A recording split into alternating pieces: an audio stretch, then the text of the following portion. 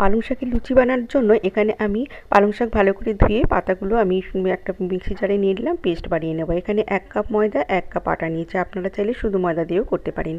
এখানে স্বাদ মতো নুন দিয়ে দিলাম, কালো জিরে দিয়ে দিলাম, আর দিয়ে দিলাম গোটা সাদা জিরে দিয়ে ভালো করে মিক্স করে নেব। নিয়ে এবারে আমি পালং শাকের পেস্ট দিয়ে দেব।